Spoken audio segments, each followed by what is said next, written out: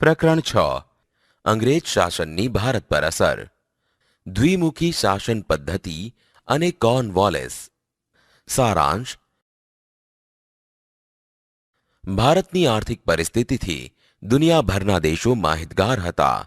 આ ઉપરાંત દુનિયાના ઇતિહાસકારોએ પણ કબૂલ્યું હતું કે 18મી સદી સુધી ભારતની ઉત્પાદન પદ્ધતિ, વિવિધ ઉદ્યોગો અને વેપાર વાણિજ્યના સંગઠન ખૂબ સારા હતા. આમ અંગ્રેજોના શાસનકાળ દરમિયાન આ જ ભારત દેશ પાયમાલ બનવા લાગ્યો હતો. સૈદ્ધાંતિક સમજ. દ્વિમુખી શાસન પદ્ધતિ. બક્સરના યુદ્ધ બાદ બંગાળ, બિહાર અને ઓરિસ્સામાં મહેસૂલ ઉઘરાવવાની સત્તા અંગ્રેજોને અને પ્રજાકીય કાર્યો કરવાની જવાબદારી નવાબ પર મૂકવામાં આવી. આમ બે જુદી જુદી શાસન પદ્ધતિથી ચાલતી આ શાસન પદ્ધતિ દ્વિમુખી શાસન પદ્ધતિ તરીકે ઓળખવામાં આવી. આમ અંગ્રેજો વધુને વધુ મહેસૂલ ઉઘરાવવા લાગ્યા.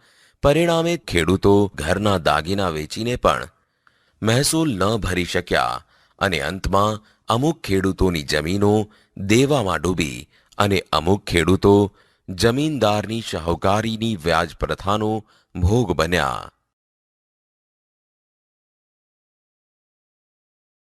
Lord Cornwallis.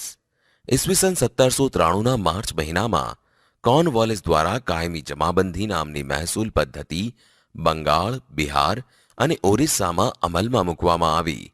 આ પદ્ધતિ મુજબ કંપનીએ દર વર્ષને અંતે આપવાની મહેસૂલ નક્કી કરી તેમજ જમીનના કાયમી હક જમીનદારોને આપીને અંગ્રેજોએ પોતાની આવક નિશ્ચિત કરી પોતાની પાસે મોટો જમીનદાર વર્ગ ઊભો કર્યો હતો. આમ ખેડૂત તનતોડ મહેનત કરીને ટાઢ તડકો વેઠીને પાક ઉત્પન્ન કરતા, જ્યારે તેમનું અંતમાં શોષણ જ થતું. કોર્નવોલિસના સમયમાં ઘણા વહીવટી સુધારાઓ પણ થયા હતા. અંગ્રેજ કંપનીના વહીવટી અધિકારીઓ અને કર્મચારીઓના પગારમાં વધારો કરી તેમની કાર્યક્ષમતા વધારી.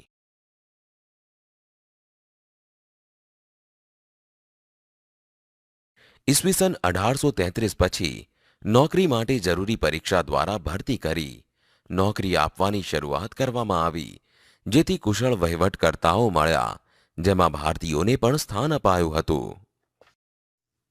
સારાંશ. ઈસવીસન 1773ના નિયામક ધારા મુજબ બંગાળનો ગવર્નર જનરલ વોરન હેસ્ટિંગ્સ બન્યો. તેના આવ્યા બાદ દ્વિમુખી શાસન પદ્ધતિનો અંત આવ્યો. ઉપરાંત કંપનીની તિજોરી મુર્શિદાબાદથી કલકત્તા ખસેડવામાં આવી તેમજ મહેસૂલ ઉઘરાવવાનું કામ રેવન્યુ કલેક્ટરને સોંપવામાં આવ્યું. સૈદ્ધાંતિક સમજ. અંગ્રેજી રાજ્યતંત્રના આવા વહીવટથી આપણા દેશની જૂની ગ્રામ સ્વરાજ્યની સંસ્થા નાશ પામી. આ ગ્રામ પંચાયતોથી દરેક ગામ એક પ્રજાસત્તાક જેવું લાગતું તેમજ તે દેશની કરોડરજ્જુ સમાન પણ હતી. આ ઉપરાંત આ ગ્રામ પંચાયતો હંમેશા બહારના આક્રમણો અને સલ્તનત શાસન વ્યવસ્થા વખતે અડગ ઊભી રહેતી હતી. કંપની સરકાર દ્વારા સામાજિક સુધારણાની જે રીત અપનાવવામાં આવી હતી તેનાથી લોકોનું માનવું હતું કે કંપની સરકાર ઇરાદાપૂર્વક ખ્રિસ્તી ધર્મ અંગીકાર કરાવી ભારતના ધર્મ અને સંસ્કૃતિનો નાશ કરવા ઈચ્છે છે.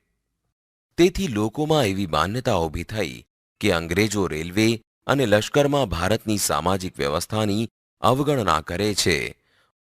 ઉપરાંત આગ્રામાં એવું ફરમાન બહાર પાડવામાં આવ્યું કે દરેક હિન્દીએ અંગ્રેજને સલામ ભરવી તેમજ તેવું ન કરનારને દંડ કે સજા ફટકારવી.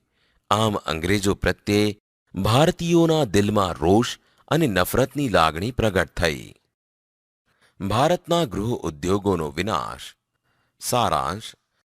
યુરોપ અને એશિયાને જોઈતા કાપડનો માલ ભારતના ગૃહ ઉદ્યોગો દ્વારા પૂરો પાડવામાં આવતો હતો. ભારતમાં બનતું શણ, ઊન, રેશમ અને સૂતરના કાપડ તેમજ ઢાકાની મુલાયમ બારીક મલમલની દુનિયામાં ખૂબ માંગ હતી. આમ ભારતમાં બનતી ઘણી વસ્તુઓ યુરોપ અને અન્ય દેશોમાં મોકલાવવામાં આવતી હતી. સૈદ્ધાંતિક સમજ. ભારતમાં ઉત્પાદિત થતા વિવિધ માલ, કાપડ, સુરોખાર, મીઠું, સાકર વગેરેની નિકાસ થતી અને તેના બદલામાં ભારતમાં પુષ્કળ પ્રમાણમાં સોના ચાંદીની આયાત થતી હતી. અંગ્રેજ શાસનના અમલ બાદ સોના ચાંદીના પ્રવાહ ઉલટી દિશામાં વહેવા લાગ્યા હતા. એટલે કે ઔદ્યોગિક ક્રાંતિની શરૂઆતમાં જ અંગ્રેજોએ આજની ગણતરી મુજબ બંગાળમાંથી 500 કરોડ રૂપિયાની કમાણી કરી લીધી હતી. ભારતમાં ઉત્પાદિત થતો કાચો માલ અને એકઠા કરેલા રૂપિયાની મદદથી ઇંગ્લેન્ડમાં ઉદ્યોગો વિકસવા લાગ્યા. ઇંગ્લેન્ડમાં બનેલો કાચો માલ ભારતમાં જકાત વગર દાખલ કરવામાં આવતો, જ્યારે ભારતના કાપડ પર 80% સુધીની જકાત નાખી ઇંગ્લેન્ડ મોકલવામાં આવતો. પરિણામે ભારતમાં ઉત્પન્ન થતો માલ મોંઘો પડવા લાગ્યો. આ કારણોસર ભારતના કાપડ બનાવવાના, ધાતુઓના, કાચના, કાગળના, વહાણો બાંધવાના વગેરે હુન્નર ઉદ્યોગો નાશ પામ્યા. તેથી લાખો કારીગરો બેકાર બનતા ભારતમાં ગ્રામ્ય કારીગરોની ગરીબાઈ વધી. અંગ્રેજો દ્વારા થયેલા સુધારાઓ. સારાંશ: ભારતમાં વિલિયમ બેન્ટિકે ગવર્નર જનરલ તરીકે ઈસવીસન 1825થી 1835 સુધી સત્તા સંભાળી હતી. અંગ્રેજ સત્તાને સ્થિર કરવામાં તેણે મહત્વની ભૂમિકા ભજવી હતી. તેમજ તે સામ્રાજ્યવાદી હતો. સહાયકારી યોજનાનો પ્રત્યક્ષ કે પરોક્ષ ભોગ બનેલા રાજાઓ અને પ્રજામાં અસંતોષ પ્રસરતો હતો, જેથી તેઓમાં એકતાનું વાતાવરણ ઊભું થતાં બેન્ટિકે ઉદાર શાસન નીતિ અપનાવી હિન્દની પ્રજાના દિલ જીતી લીધા હતા. સૈદ્ધાંતિક સમજ: રાજા રામમોહન રાય અને બીજા સુધારકો દ્વારા સતી થવાનો કુરિવાજ બંધ કરાવવા ઘણા સમયથી પ્રયાસો થતા હતા. ત્યારે બેન્ટિકે સુધારકોની વિનંતી માન્ય ગણીને આ રિવાજ અટકાવતો એક કાયદો ઈસવીસન 1829માં અમલમાં મૂક્યો. બેન્ટિકના સમયમાં અંગ્રેજ અમલદારો ભારતમાં થતા કુરિવાજો અટકાવવાના પ્રયત્ન કરતા હતા, પરંતુ આ સુધારાઓને ભારતના રૂઢિચુસ્ત લોકો શંકાની નજરે જોતા હતા.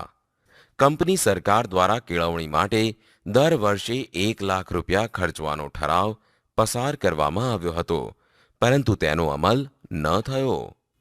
અંતે બેન્ટિક દ્વારા શિક્ષણ સમિતિની રચના કરવામાં આવી અને ઈસવીસન 1834માં મેકોલે નામના અંગ્રેજ ધારાશાસ્ત્રી દ્વારા અંગ્રેજી શિક્ષણની શરૂઆત કરવામાં આવી. અંગ્રેજી શિક્ષણ શીખવાની હોડમાં ભારતીયો પોતાના પૂર્વજો દ્વારા વિકસાવેલી પ્રાચીન વિદ્યાઓ શીખવાનો લાભ ગુમાવવા લાગ્યા, તેમજ ગાંધીજી તેને ગુલામીની કેળવણી કહેવા લાગ્યા.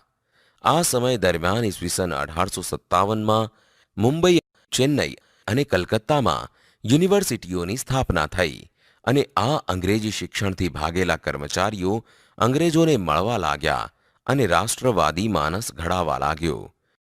ઔદ્યોગિક ક્રાંતિના પરિણામે કારખાનાઓની સંખ્યા વધવા લાગી અને માલની હેરફેર માટે વાહન વ્યવહારની અને સંદેશાની માંગને પહોંચવા નવા નવા યંત્રોની શોધ થવા લાગી.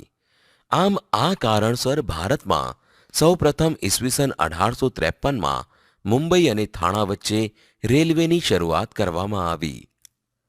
આમ બ્રિટિશ શાસનમાં થયેલા સુધારાઓ અંગ્રેજોના હિત માટે હતા, છતાં તે ભારતીયો માટે આશીર્વાદરૂપ બન્યા. અંગ્રેજી કેળવણી પામેલો વર્ગ વિશ્વના પ્રવાહોથી વાકેફ થયો, તેમજ તેના દ્વારા થયેલા સમાજ સુધારણા અને રાષ્ટ્રીય જાગૃતિના કાર્યોની અસર ખૂબ ઊંડી પડી. આ ઉપરાંત વર્તમાનપત્રો, તાર ટપાલ અને રેલવેથી ભારતના લોકો એકબીજાને સમજતા થયા. વિદ્યાર્થીઓ, આ પ્રકરણ અહીં